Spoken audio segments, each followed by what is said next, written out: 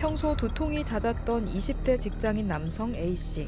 직장에서 받는 스트레스로 인해 두통이 발생한 것 같아 대수롭지 않게 생각했는데요. 그러던 어느 날 평소와 다른 참을 수 없는 두통과 함께 팔다리에 힘이 풀리는 증상을 겪으면서 급히 병원을 찾았습니다. 검사 결과 A씨는 뇌혈관이 언제 터질지 모르는 상태인 뇌동정맥 기형으로 진단받았습니다. 뇌동정맥 기형은 뇌 발생 과정에서 동맥과 정맥 사이에 정상적으로 발생해야 할 모세혈관이 생기지 않고 뇌 동맥에서 뇌 정맥이 바로 연결돼서 혈관 덩어리를 형성하는 선천적 질환입니다. 정상 뇌 조직에서는 모세혈관이 말초 저항을 증가시키고 혈류 압력을 낮추지만 뇌 동정맥 기형에서는 이러한 구조가 없어서 동맥의 압력이 직접 정맥으로 전달되고 동시에 과도하게 혈류가 증가되어 2차적으로 혈관이 확장되고 또 늘어나면서 구불구불한 모양을 갖게 되어 우회 배출 통로가 생기는데, 이런 상태에서 우회 배출이 잘 되지 않거나 혈관 내 변성이 심해지면은 혈관이 파열되어 뇌출혈이 발생할 수 있는 질환입니다. 뇌출혈은 대부분 40대 이후에 발생하므로 뇌출혈 증상을 보이는 10대에서 30대의 뇌출혈 환자의 경우 모야모야병과 함께 뇌동정맥 기형의 가능성을 반드시 염두에 두고 살펴야 합니다. 10대에서 30대에 발생하는 뇌출혈은 고혈압이 원인인 경우는 드물고 대부분 혈관 기형으로 인해 발생한다고 보면 되겠습니다. 뇌동정맥 기형은 선천적으로 발생하는 것으로 알려져 있고 대부분 발생 3, 4주 쉽게 이루어지는 혈관 형성기의 잘못으로 일어납니다. 신경계 혈관 발생은 1차 혈관망이 모세혈관 망상 형태로 존재하다가 변태 과정 중에서 이런 원시 혈관망이 일부 통로는 융합되고 일부는 없어지고 해서 동맥, 정맥뿐만 아니라 모세혈관 등이 이형성이 되는데, 이 과정 중에 알 수 없는 원인에 의해서 모세혈관이 생기지 않거나 아니면 모세혈관의 증식성 모세혈관 병변 과정을 거치면 뇌동정맥 기형이 발생하는 것으로 알려져 있습니다. 국내에 뇌동정맥 기형 환자가 몇 명인지에 대한 공식적인 통계는 없습니다.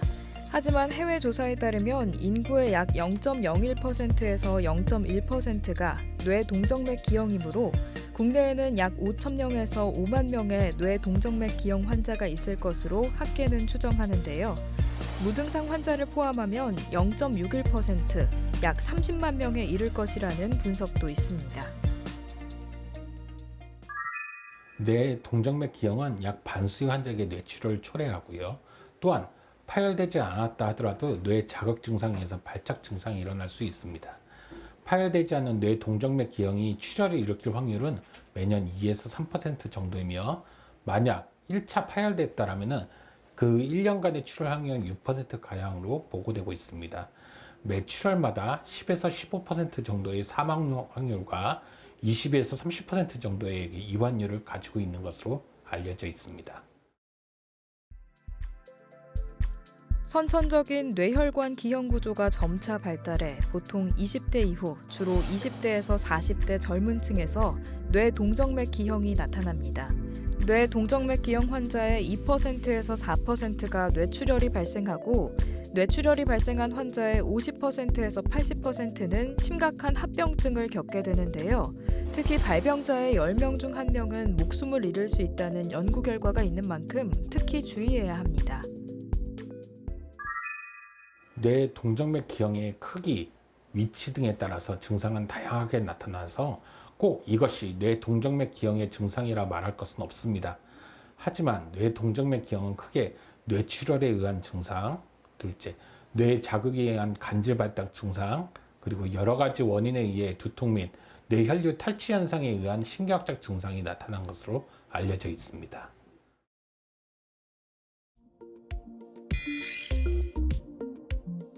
뇌동정맥 기형 진단은 CT, MRI 검사를 통해 어느 정도 가능합니다. 하지만 뇌혈관에 직접적인 문제가 생긴 것이기 때문에 정확한 진단과 치료를 위해서는 뇌혈관 조영술이 필요한데요. 뇌혈관 조영술은 뇌동정맥 기형의 크기나 위치뿐만 아니라 혈류의 흐름도 알 수 있기에 매우 중요한 검사입니다. 뇌 동정맥 기형의 크기가 작고 모양이 단순할수록 완치 가능성이 큰데요. 반대로 크고 복잡한 기형일수록 완치가 어려워집니다. 치료는 뇌 동정맥 기형 환자에 따라 맞춤형 치료가 진행되기 때문에 정형화된 치료법이 없는데요. 증상, 기형의 위치, 크기, 모양, 환자의 상태 등을 종합적으로 판단해 치료법을 선택하는 것이 중요합니다. 뇌 동정맥 기형은 출혈을 방지하고 뇌 동정맥 기형으로 가는 혈류를 없애서 정상 뇌 조직으로 혈류를 보내게 하는 게 치료의 목적이고, 간질 발작에 대해서는 항경련제 투여가 어느 정도 도움이 될 수 있지만 뇌출혈을 예방할 수는 없습니다.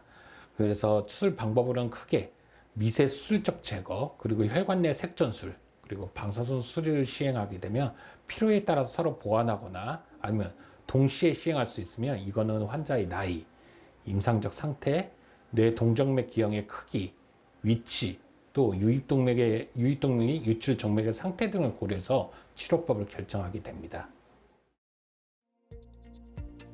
수술은 뇌 동정맥 기형을 곧바로 없애기 때문에 즉각적인 효과를 보는 것이 장점이지만, 발병 위치에 따라서 수술에 따른 일부 뇌 기능 손상이 생길 수 있다는 단점이 있습니다.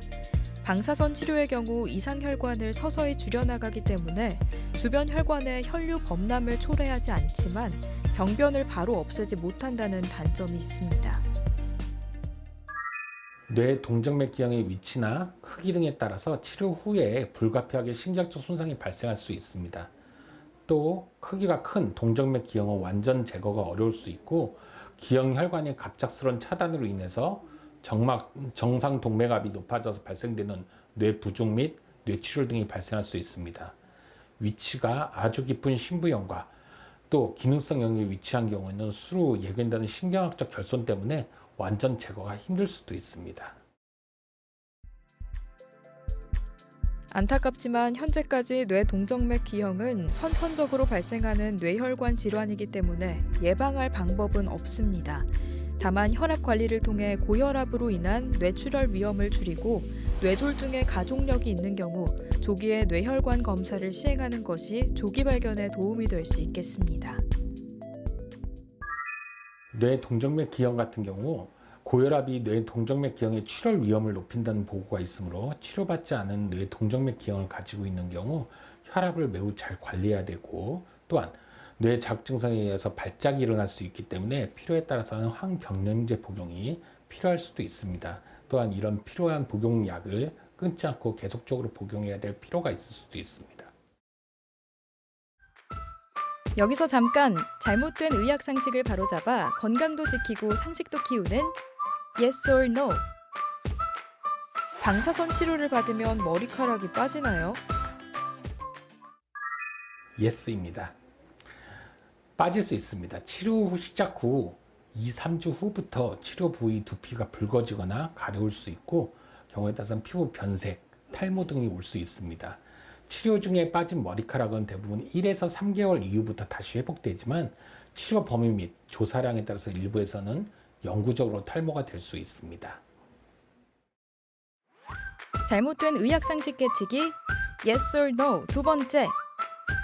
1cm 미만의 뇌 동정맥 기형은 자연적으로 치유될 수 있다는데 사실인가요? 노입니다. 꼭 작은 크기의 뇌 동정맥 기형이 자연적으로 막히는 것은 아닙니다. 아주 드물게 뇌 동정맥 기형이 스스로 막히는 경우가 있는데, 대부분은 출혈과 동반되어 일어나게 됩니다. 출혈이 유출 정맥의 혈전을 유발해서 자연적으로 막히기도 하지만, 이 경우 출혈 초기에는 막힌 것처럼 보였던 것이 후에 재관리가 일어날 수 있으므로 추적 검사가 매우 중요합니다. 이외에도 동맥에 혈전이 생기거나 아니면 축상성 변화가 생기거나 아니면 출혈과 주위 부종으로 인해서 기계적 압박으로 인해서 막히는 경우가 있으나, 다시 또 재관리가 될 수 있기 때문에 추적 검사가 꼭 필요합니다. 뇌 동정맥 기형은 흔히 볼 수 있는 혈관 기형은 아닙니다. 하지만 높은 사망률과 높은 빈도의 신경학적 후유증을 고려해 볼 때, 이전에 없던 심한 두통이나 충분한 약물 치료에도 반응이 없는 뇌전증이 있다면 반드시 뇌 동정맥 기형이 있는지, 또한 다른 뇌 질환으로 인한 증상이 아닌지 확인해 보는 것이 필요하겠습니다. 뇌 동정맥 기형은 분명 높은 사망률을 가진 무서운 질환이고 때로는 치료가 힘들 수 있는 질환은 분명합니다. 하지만 진단 기술의 발전으로 더 빨리 발견되고 다양한 치료 방법의 개발 등으로 과거와 달리 치료가 더 좋아지고 있습니다. 의심 증상이 있으면 가까운 신경외과를 방문해서 진찰을 받아보신 것을 적극 추천하고 있습니다.